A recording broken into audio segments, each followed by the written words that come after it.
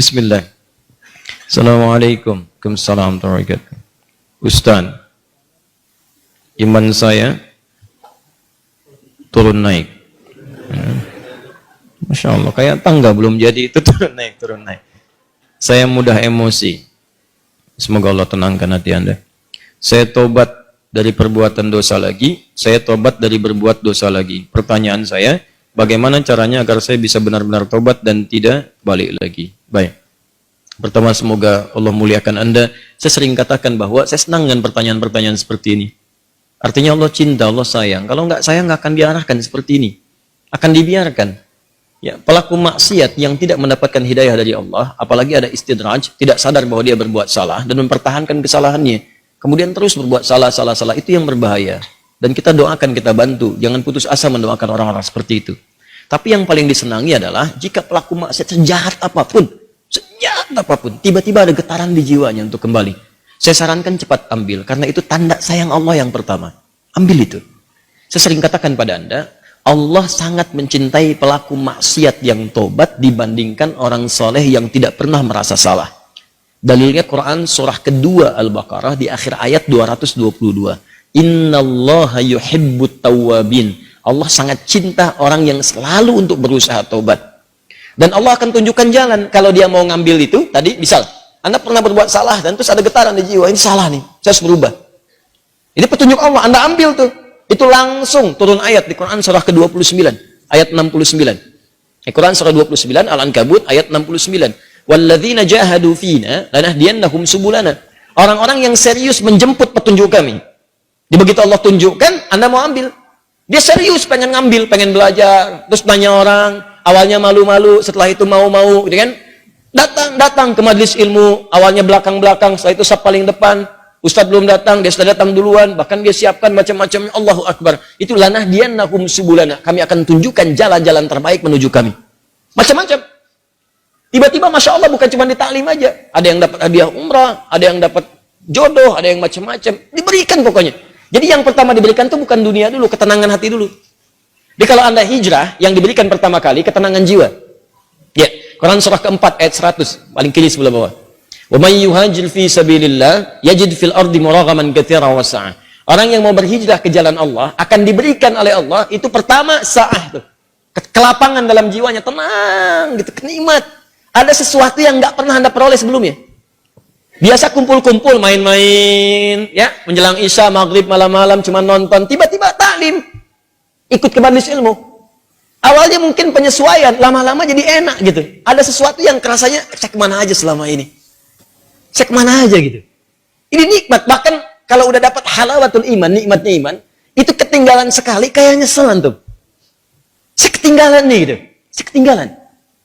Ya sama. Dulu-dulu sholat fardu biasa ketinggalan. Tapi kalau sudah nikmatnya iman, ketinggalan sholat sunnah, wah, kayaknya ada penyesalan dalam diri Anda. Itulah kenikmatan iman.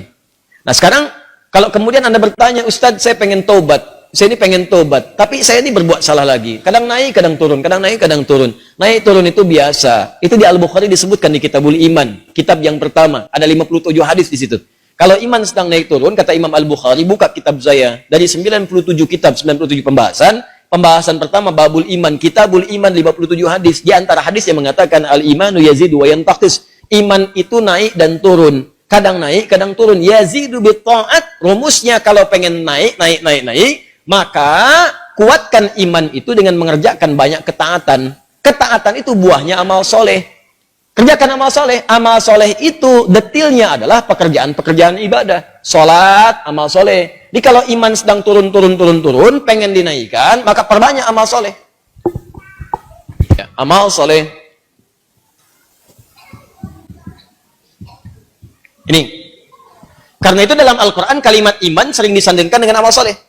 Quran surah 103. Wal 'as innal insana lafi khusr illa alladziina amanu wa 'amilus shalihat. Iman wa 'amilus shalihat. Ini amal saleh. Detilnya amal saleh nampak pada ibadah. Makanya setelah kalimat iman kadang ada detilnya ibadah. Kalimat iman pertama Al-Baqarah ayat 3. Alladziina yu'minuna bil ghaib wa yuqimunas shalah. Salat wa mimma razaqnahum infaq. Ya ayyuhalladzina amanu, Al-Baqarah 183. Kutiba alaikumus yang puasa. Tuh. Ini. Jadi kalau iman merasa sedang lemah, sering terdorong berbuat yang kurang bagus, pengen dinaikin, maka rumus cepatnya adalah cepat buru amal-amal soleh. Paksakan. Paksakan untuk mengerjakan. Yang biasa fardu tambah sunnah. Rawatib dulu, latihan. Rawatib. Mutlak, malamnya coba tahajud, walaupun 2 rakaat dulu. Nanti kalau sudah terbiasa, kalau soleh itu sudah baik, rumuskan gini, hidup itu berpasangan. Semua berpasangan. Quran surah 51 ayat 49, paling kiri agak sedikit ke bawah. Wa min kulli syai'in khalaqna zawjaini la'allakum tadhakkarun. Semua selain aku, kata Allah, aku ciptakan berpasangan supaya kalian sadar cuma aku yang tidak punya pasangan. Kata Allah, semua selain aku berpasangan. Yang hidup berpasangan. Ya, laki-laki lawannya perempuan, jantan hewan lawannya betina, putik tumbuhan Allah lawannya benang sari, siang lawannya malam, putih lawannya hitam. Sama persis, baik lawannya buruk. Saya ulang, baik lawannya buruk. Amal soleh lawannya amal salah. Jadi ada yang soleh, ini baik. Ada yang salah, nah ini buruk. Kalau orang sudah biasa baik, maka yang buruk akan tenggelam. Ya, waqul ja'al haqq wa zahaqal batil, innal batila kana zahuqa. Quran surah 17 ayat 81. Paling kiri perkenahan. Ya, katakan kalau yang baik itu pasti muncul. Kalau sudah yang baiknya muncul, buruknya tenggelam. Sebaliknya, kalau buruknya dominan naik ke atas, baiknya tenggelam. Orang sering berkata-kata baik, maka mohon maaf, lisannya akan sulit berkata kotor. Silakan Anda cek, orang yang berkata-kata baik, mau berkata kotor tuh nggak bisa. Sama dengan orang terbiasa lisannya kotor, mau berkata baik nggak bisa. Preman dengan preman berpapasan, apa mungkin mengatakan, Assalamualaikum bro? Nggak ada. Gimana awaknya? Apain gitu? Kiai dengan kiai nggak mungkin berkata kotor. Ustadz dengan ustadz mustahil. Ahli taklim dengan ahli taklim. Assalamualaikum akhi. Waalaikumsalam akhi. Assalamualaikum ukhti. Waalaikumsalam. Jadi seperti itu. Jadi kalau Anda terbiasa berbuat baik, maka yang buruknya akan hilang. Maka rumusnya kata Nabi, tingkatkan kesolehan. Salat naikkan. Paksakan. Gini. Saya kasih doa ya, cepat ya. Untuk menguatkan hati. Jadi kalau Anda bisa kerjakan, sedang malas, bacakan dan kuatkan pada hati Anda. Kuatkan. Insya Allah nanti Allah turunkan kekuatan dan Anda bisa kemudian maksimalkan. Allahumma. Ikut aja. Allahumma paksain. Ya. Paksa. Dah. Ganti. Serius. Allahumma ajbirna. Allahumma ajbirna. Ajbirna. Ini bahasa Arabnya. Allahumma paksain.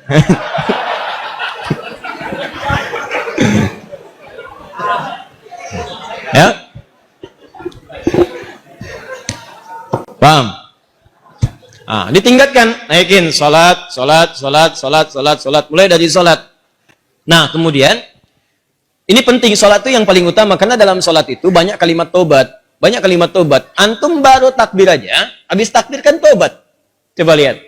Allahumma ba'id baini wa baina khataaya kama ba'adta bainal masyriqi wal. Ya Allah, mohon jauhkan antara aku dengan kesalahan yang telah aku perbuat. Sejauh-jauhnya. Aku nggak ingin lihat lagi. Seperti engkau jauhkan antara timur dengan barat. Jauhkan ya Allah yang tidak pernah bertemu. Allahumma naqqini minal khataaya kama yunaqqat thawbul abyadu minad danas. Ya Allah, kalau kesalahanku begitu pekat, mohon bersihkan seperti pakaian dibersihkan dari noda. Allahumma ghsilni bil ma'i wa thalji wal barad. Kalau begitu pekat luar biasa, gunakan ya Allah walaupun hanya air yang sangat dingin. Gunakan ya Allah. Maksudnya bersihkan sebersih-bersih. Antum tobat, makanya pahami bacaan-bacaan salat. Sama dengan wajah wajhal ladzi fataras samawati wal arda hanifan musliman wa ana minal musyrikin. Inna salati wa nusuki wa mahyaya wa mamati lillahi rabbil la syarika lahu bidzalika umirtu wa ana minal muslimin atau wa ana awwalul muslimin. Ya Allah, aku pasrahkan diriku sepenuhnya pada saat ini kepada penguasa langit dan bumi. Kalau aku salat selama ini, atau aku ibadah ya Allah, atau aku hidup sampai dengan sekarang, atau engkau bahkan wafatkan aku dalam salat ini. Engkau wafatkan aku dalam salat ini. Aku ikhlas ya Allah. Aku ikhlas. Berikan bimbingan kepadaku untuk meningkatkan ibadah. Dengan itu aku diperintahkan. Jauhkan dari sifat musyrik. Mulai sekarang aku berjanji ya Allah, aku akan lebih patuh kepadamu. Mulai sekarang aku berjanji, aku akan lebih patuh kepadamu. Wa ana minal muslimin. Muslim itu kan patuh, tunduk, patuh. Jadi kalau Anda mengatakan kalimat itu habis sholat berbuat maksiat lagi, Anda berkhianat dengan kalimat Anda. Makanya sering katakan, pahami bacaan sholat, pahami. Anda akan mengerti betapa nikmatnya sholat ketika Anda memahami bacaan-bacaannya. Itu kalimat pertama. Kemudian di luar-luar itu Anda beristighfar. Makanya habis sholat kan Anda berzikir. Quran surah keempat ayat 103. Paling kanan, agak sedikit ke atas. فَإِذَا قَضَيْتُمُ الصَّلَاةَ, maka jika Anda selesai menunaikan salat, fadhkurullaha, maka segera berzikir kepada Allah. Apa zikir pertamanya? Hadis Muslim nomor hadis 571. Astaghfirullah, astaghfirullah, astaghfirullah. Allahumma antas salam wa minkas salam. Tabarakta ya dzal jalali wal ikram. Astaghfirullah itu, ya Allah saya minta ampun. Ya Allah saya minta ampun. Kalau dosa merasa banyak, dalam salat bersujud, dalam ruku minta. Masih kurang, merasa banyak dosa. Habis sholat minta, ya Allah ampuni saya, ya Allah. Ampuni, saya merasa dosa saya banyak. Saya mengakui dosa saya banyak, ya Allah. Namun saya pun menyaksikan rahmatmu lebih luas dibandingkan dengan murkamu. Maka mohon, ya Allah ampuni dosa saya. Makanya saat diucapkan itu sambil ingat dosanya, bukan cuma di lisan. Ingat dosa-dosa apa yang pernah dikerjakan. Ingat. Itu yang dimaksudkan Quran surah keempat ayat 17-18. Innamat taubatu 'ala Allahi lilladzina ya'maluna su'an bijahalatin thumma yatubuna min qarib. Sungguh tobat yang diterima oleh Allah itu adalah orang yang pernah berbuat salah. Salah itu bawaan manusia. Jadi kalau Anda nggak pernah salah, patut ditanya, Anda itu manusia apa malaikat? Cuma malaikat yang nggak pernah salah. Quran surat 66 ayat ke-6 paling kiri sebelah atas. La ya'sunallaha ma amarahum wa yaf'aluna ma yu'marun. Malaikat nggak pernah salah, nggak pernah bermaksiat, mengerjakan tugas sesuai tupoksinya. Nggak pernah bermaksiat. Apa pernah Anda dengar malaikat Jibril korupsi ayat? Nggak ada. Apa pernah malaikat sering tukeran tugas? Nggak ada. Jibril, sini. Kenapa? Saya jengkel banget sama orang itu. Ente yang cabut nyawanya deh. Kata malaikat maut, nggak ada. Semua sama sesuai tugasnya masing-masing.